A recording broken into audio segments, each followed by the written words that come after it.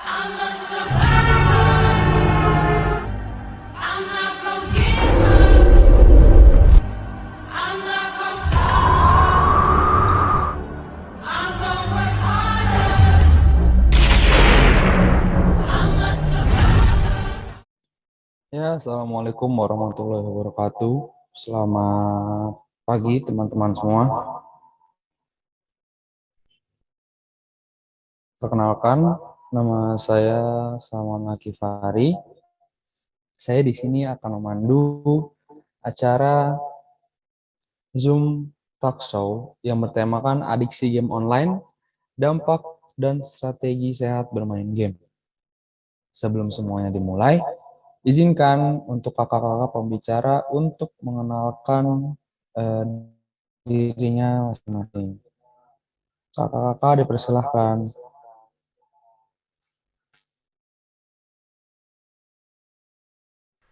Halo, perkenalkan nama saya Salsabila Putri Azahra. Halo semuanya, selamat pagi. Perkenalkan, nama saya Maharani Amelia Firjatullah. Halo, perkenalkan semuanya, nama saya Vanessa Kusuma Dewi. Halo, nama saya Novita Nada Trisnawati. Halo semuanya, perkenalkan nama saya Kurnia Nurul Asmi. Ya, itu dia perkenalan dari kakak-kakak yang akan membacakan materi pada talkshow kali ini. Next slide.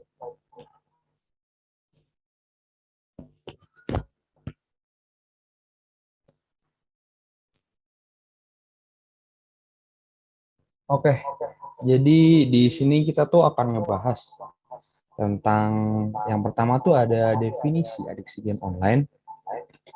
Yang kedua, ada karakteristik adiksi game online. Yang ketiga, ada gejala dari adiksi game online. Lalu yang keempat, ada dampak buruk yang ditimbulkan dari adiksi game online. Yang kelima, ada faktor penyebab munculnya adiksi game online. Lalu yang keenam, bagaimana cara pencegahan adiksi game online jika sudah terjadi. Lalu yang terakhir, yang ketujuh, ialah contoh kasus adiksi game online yang mempengaruhi fisik dan psikologis. Lalu materi yang pertama tentang definisi adiksi game online akan dipaparkan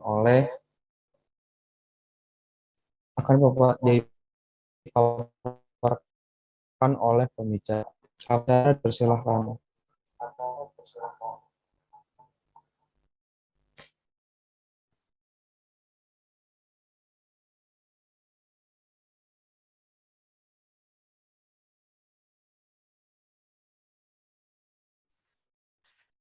Berdasarkan laporan We Are Social, Indonesia menjadi negara dengan jumlah pemain video game terbanyak ketiga di dunia.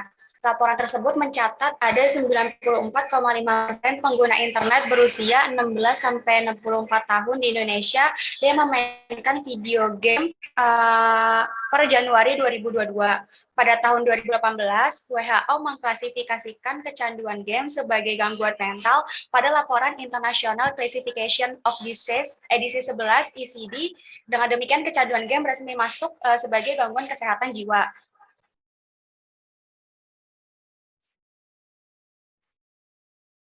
Nah, apa sih adiksi game online?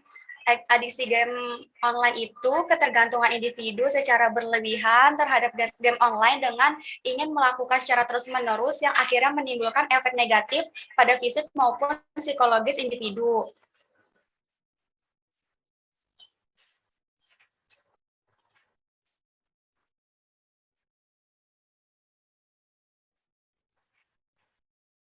Nah, siapa sih yang rentan terkena adiksi game online? Menurut Novriel di tahun 2019, yang rentan terkena adiksi game online ialah remaja pada generasi Z yang kehidupannya sangat erat dengan internet dan sedang mencari masa ketidakstabilan emosi serta pencarian diri.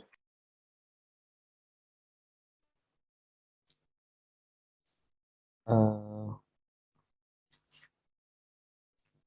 Berarti materi yang telah disampaikan tadi itu tentang definisi adiksi game online, yang bagaimana individu memiliki ketergantungan dengan game online yang memainkannya dengan waktu tidak wajar, dan orang yang rentan memasuki tahap adiksi game online merupakan orang yang kehidupannya selalu berkaitan dengan gawai dan internet. Lalu materi kedua adalah karakteristik yang akan dibacakan oleh Kak Amel. Dipersilahkan Kak Amel untuk memaparkan materi.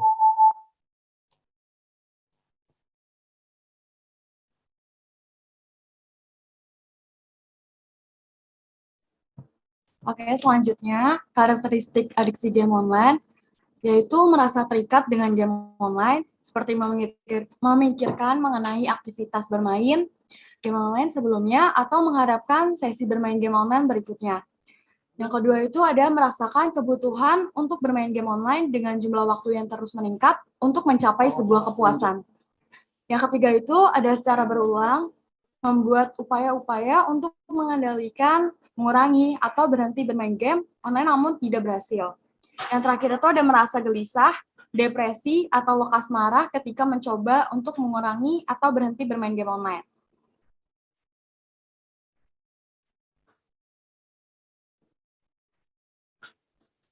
Nah, selanjutnya karakteristik adiksi game online itu terancam bahaya, kehilangan pekerjaan, kesempatan karir, atau kesempatan pendidikan yang disebabkan oleh game online.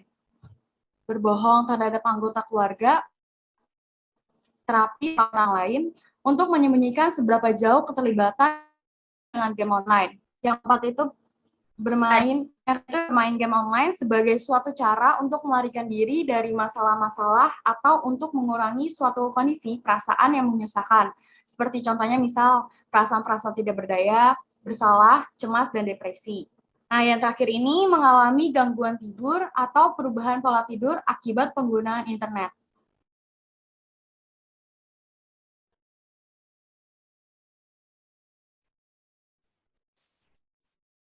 Nah, di sini itu ada gejala adiksi game online. Yaitu terdapat dua macam gejala adiksi game online, yaitu fisik dan fisiologis. Gejala fisik itu dapat berupa sindrom carpal tunnel, mata menjadi kering, mengalami sakit kepala dan punggung, makan menjadi tidak teratur, tidak peduli dengan kebersihan diri, serta gangguan tidur. Nah, di sini itu ada gejala psikologis, yaitu dapat berupa yang pertama mengalami kesulitan berhenti bermain game, merasa tertekan ketika tidak terhadap dengan komputer, laptop, ataupun handphone. Berbohong kepada orang tua dan guru atau dosen mengenai aktivitasnya. Nah, yang terakhir itu tanpa adanya interaksi dengan teman sebaya.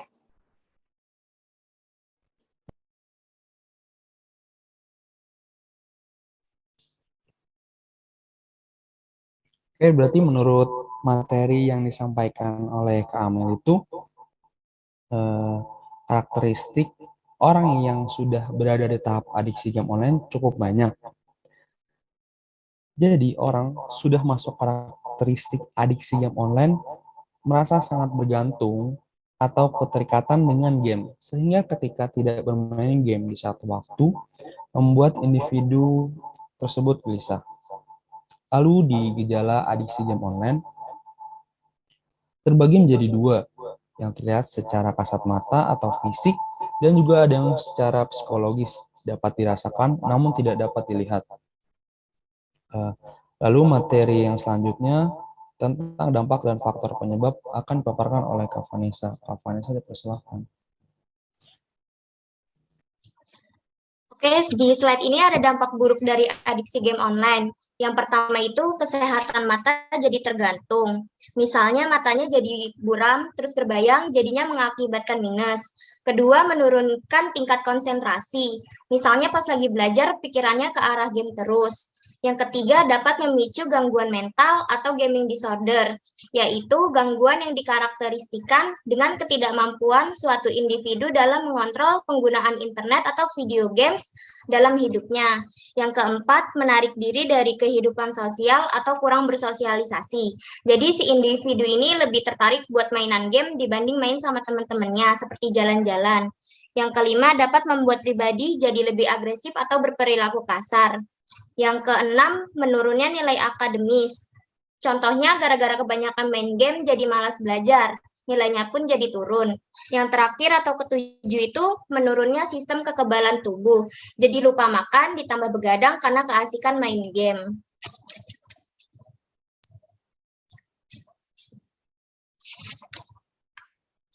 Oke, di slide selanjutnya ini ada faktor penyebab munculnya adiksi game online. Yang pertama, biasanya itu kurang perhatian dari orang tua. Yang kedua itu karena stres atau depresi, larinya jadi ke game buat menghibur diri.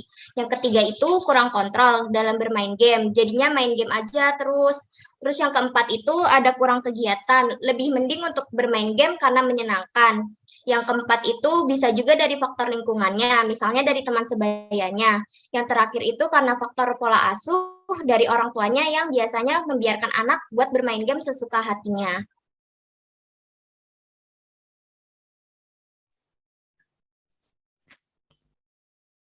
Oke, berarti materi yang telah disampaikan oleh Kak Vanessa itu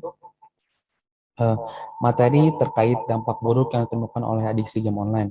Seharusnya setelah mengetahui dampak buruk ini, kita menjadi lebih waspada tentang game online. Karena dampak yang dihasilkan oleh adiksi dari game online ini sangat banyak.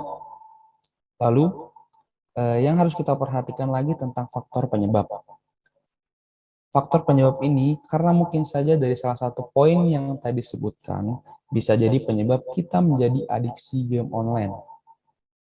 Materi berikutnya tentang cara mengatasi adiksi game online akan dibacakan oleh Kak Novita. Oke, di sini ada cara mengatasi adiksi game online. Yang pertama, mulai membatasi waktu bermain game. Jika Anda sering menghabiskan waktu terlalu lama untuk bermain game, cobalah untuk membuat jadwal bermain game dan beri batas waktu bermain. Misalnya, hanya 1 jam per hari. Adanya jadwal yang teratur dapat membantu Anda membagi antara bermain game dan menyelesaikan kewajiban lain. Yang kedua, mencari hobi baru. Untuk mengurangi obsesi terhadap game yang sering dimainkan, Anda juga bisa mencoba beberapa hobi baru selain bermain game. Misalnya, bermain alat musik, melukis, berolahraga, atau membaca buku. Aktivitas tersebut bisa digunakan untuk mengalihkan perhatian Anda dari layar ponsel atau komputer.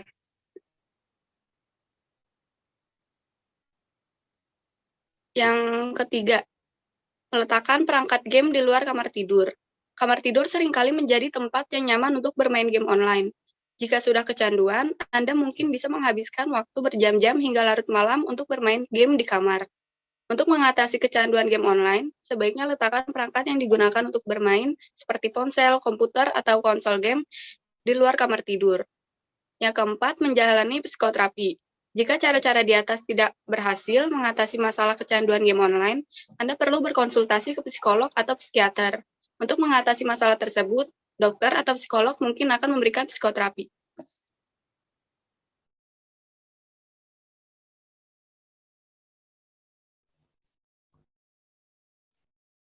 Ya, setelah dipaparkan materi mengenai cara bagaimana mengatasi adiksi game online, ya mungkin kita bisa jadi lebih peka terhadap lingkungan sekitar kita jika menemukan teman atau kerabat yang mengalami atau sudah masuk dalam tahap adiksi game online, agar bisa membantu mereka agar keluar dari zona yang bernama adiksi game online.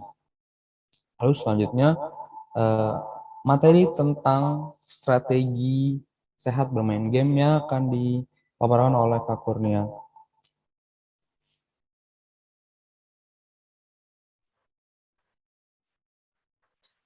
Oke, selanjutnya ada strategi sehat bermain game. Yang pertama, batasi waktu main game, yaitu dengan cara jadwalkan waktu-waktu tertentu kita untuk bermain game. Yang kedua, ada atur posisi tubuh dengan baik. Jika kita berencana untuk bermain game dengan waktu yang cukup lama, maka pilihlah kursi yang mempunyai sandaran atau yang nyaman serta sesuai. Yang ketiga, perhatikan kecerahan layar, karena layar yang terlalu cerah juga bisa membahayakan kesehatan mata kita. Maka aturlah kecerahan layar monitor yang pas untuk bermain game. Selanjutnya, istirahatnya cukup. Ketika kita menghabiskan waktu untuk bermain game, yang tiada henti tentu akan berdampak buruk pada tubuh kita. Maka dari itu, sangat pentingnya untuk beristirahat yang cukup dan seimbang agar tubuh tetap fit. Yang selanjutnya, hindari game yang sulit dan memancing emosi. Selanjutnya, mainkan game yang mengasah otak. Ketika kita memilih game yang dapat memberikan dampak positif, manfaat yang didapat bukan hanya dapat mengasah otak dengan kemampuan berpikir saja, namun kita juga dapat terhibur.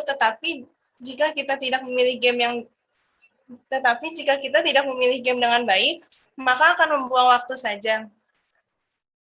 Dan yang terakhir, jangan bermain game yang melibatkan uang sebagai taruhan. Permainan game judi online nyatanya semua sudah disetting dan bandar pun tidak akan pernah rugi. Karena sistem sudah menetapkan beberapa keuntungan bandar. Oleh karena itu, semua dapat merugikan kita.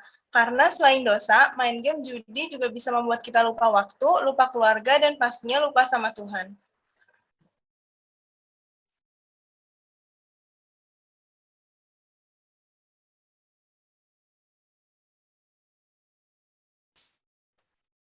Yang selanjutnya ada contoh kasus. Jadi di sini kita sudah mengambil contoh-contoh dari beberapa kasus yang berkaitan dengan game online dan berakhir dengan hal-hal yang tidak terduga. Yang pertama itu, orang tua marahi kasir karena biarkan anak top up game Rp800.000. Ini kata KPAI. Yang kedua, parahnya anak kecanduan game online sampai benturkan kepala ke tembok saat kehabisan pulsa. Yang selanjutnya, kecanduan game online, Wahyudi bunuh adik sepupu usia 9 tahun, ingin kuasai ponsel korban. Ini ceritanya. Yang selanjutnya, kasus anak kecanduan gadget di Jawa Barat, belasan dirawat jalan.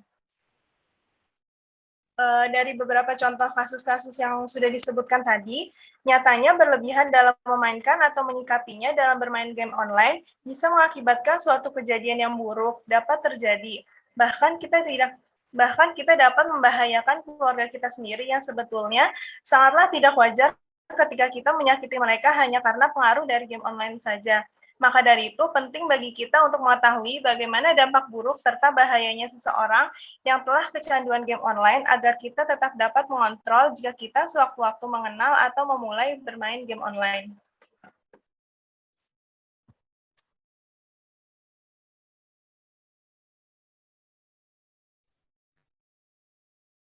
Ya mungkin strategi tentang sehat bermain game online ini bisa dibilang tips agar aman untuk kalian ingin bermain game online secara normal dan wajar. Karena di luar sana masih banyak orang yang tidak mempedulikan tentang waktu, tentang bermain game online, sampai di mana ia telah memasuki tahap adiksi game online. Lalu materi yang telah dipaparkan sudah usai. Sekarang saatnya memasuki tahap sharing section. Jika ingin ada yang ditanyakan, dipersilahkan.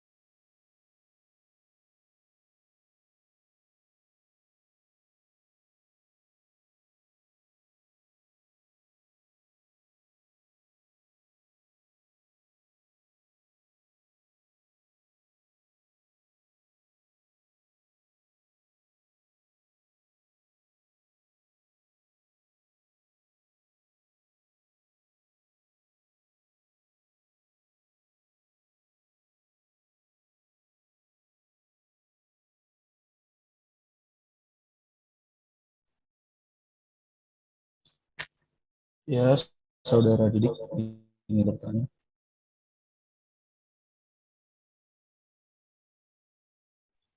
Oke, sebelumnya izinkan saya memperkenalkan terlebih dahulu. Nama saya Didi Irawan. Saya mau tanya, tadi kan udah dijelasin dampak-dampak buruk atau negatif dari game online. Mungkin kalau setiap permasalahan pasti apa ya, nggak hanya satu sisi aja, karena kan pasti ada sisi positifnya juga. Kalau dari game online sendiri, mungkin sekalian dipaparin dampak positifnya itu atau sisi positif dari game online itu seperti apa. Terima kasih. Oke, sama-sama. Eh, mungkin eh, dari sisi positif dari bermain game online itu, yang pertama, rasa sportivitas untuk saling menghargai itu jadi meningkat. Karena ketika seseorang bermain game online, tapi dia tahu batasan dan mengalami tim atau dirinya kalah, ya dia melakukan fair play, ya udah, kalah ya udah. Lalu yang kedua, kaya akan taktik. Kaya akan taktik ini apa sih? Kaya akan taktik itu eh, nggak mungkin dong ketika ada orang bermain game tidak menyusun strategi atau taktik. Lalu yang ketiga adalah mengasah kemampuan kerjasama. Nah, ini juga mungkin karena lebih banyak game online yang mempergunakan teamwork atau permainan bergu. Nggak mungkin di dalam sana itu bermain tuh secara individual. Pasti secara berkelompok dan beregu menyusun strategi bersama. Lalu yang keempat adalah membiasakan diri untuk multiaktivitas. Lalu yang kelima ada melatih fokus pada tujuan. Melatih fokus dan tujuan ini apa sih? Melatih fokus dan tujuan ini sebenarnya ketika bermain game, pasti setiap individu atau kelompok tim memiliki tujuan itu yaitu untuk menang. Tetapi eh, tidak bisa semudah itu karena tidak bisa main habis itu langsung menang. Pasti butuh proses, butuh strategi, butuh teamwork dan yang lainnya. Mungkin itu saja yang bisa dijawab untuk pertanyaan saudara Didik.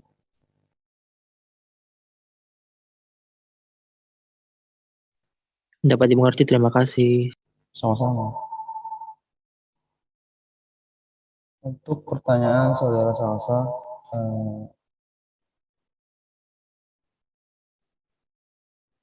jelaskan PPT gejala fisik akibat game online ialah sindrom carpal tunnel. Sindrom carpal tunnel itu apa sih? Sebentar. Sindrom tunnel carpal merupakan kondisi yang mempengaruhi telapak tangan dan jari.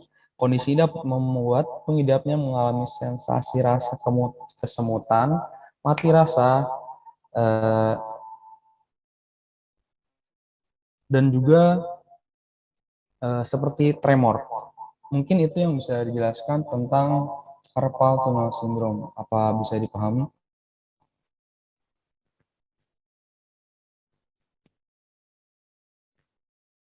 Oke, sama-sama.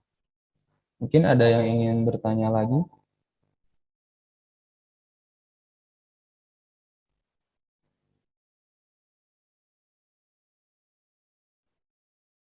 Baik, Muhammad Alif ingin bertanya.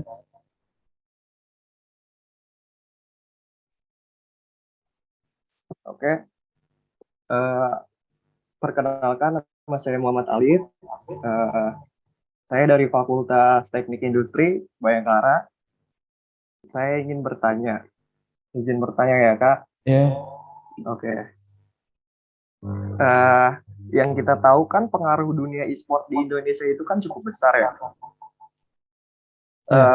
Yang saya tahu untuk seorang gamer pro player aja itu bisa menghabiskan waktu 7-10 jam sehari. Ya. Oke, pertanyaan saya, bagaimana cara mengubah stigma masyarakat Indonesia ini terhadap sisi game online? Dan yang kedua, bagaimana cara alternatif solusi yang bisa dilakukan oleh orang tersebut jika ia telah menjadi bagian dari player e-sport. Terima kasih. Sama-sama. Oke, mungkin bagaimana cara merubah stigma masyarakat, stigma negatif dari masyarakat tentang e-sport. Mungkin diberi pemahaman tentang karena di e-sport itu hanya bermain game dan di sana juga kita mendapatkan prestasi dan yang lain hal. Karena mungkin masyarakat mengonotasikan e-sport itu negatif karena mungkin hanya melihat dari satu sisi, yaitu individu tersebut hanya bermain game dan berfokus pada HP-nya. Mungkin itu. Lalu tadi yang kedua apa pertanyaannya? Maaf diulang. Oke, untuk yang kedua, bagaimana cara alternatif solusi yang bisa dilakukan oleh orang tersebut jika ia telah menjadi bagian dari player e-sport yang kan dia menghabiskan untuk sehari aja 7-10 jam gitu. Bagaimana cara untuk solusinya agar dia sebagai player e-sport itu tetap sehat dan kan dia kan jadi kerjaan juga ya sekarang dunia e-sport itu. Ya, bagaimana caranya dia itu bisa juga dengan bermain game sehat, tapi juga melanjutkan pekerjaannya gitu. Oh, oke. Mungkin kalau e-sport profesional itu memiliki tim coaching, dokter, dan fasilitas pribadi tentang kesehatan mereka. Mungkin dari sana mereka itu bisa mengikuti tata cara dan menjalani hidup dengan seimbang. Misalnya jika mereka menghabiskan 7 atau sampai 9 jam bermain game, maka tidak sekaligus dihabiskan 7 sampai 9 jam. Tapi kayak misalnya 4 jam, 2 jam, jeda sebentar, lanjut lagi. Mungkin seperti itu, dan mungkin setelah atau mengalami sesuatu kendala, individu tersebut konsul dengan tim coaching yang difasilitasi oleh tim e-sport tersebut. Mungkin itu yang bisa saya jelaskan. Apakah sudah terpenuhi? Oke, baik, cukup jelas. Terima kasih untuk jawabannya dari Kak Salman Al-Kifari. Oke, sama-sama. Siap.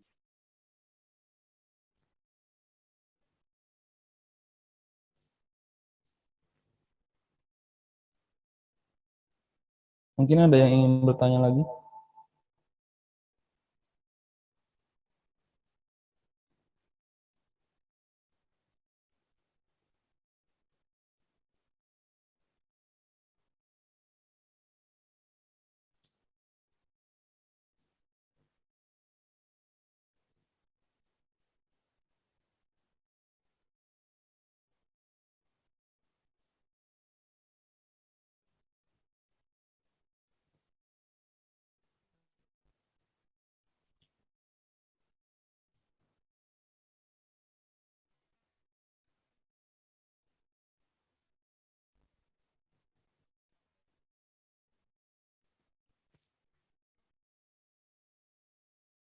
Baik, jika tidak ada yang ingin bertanya lagi, saya tutup talkshow kali ini. Semoga apa yang disampaikan oleh pembicara bermanfaat untuk kalian semua.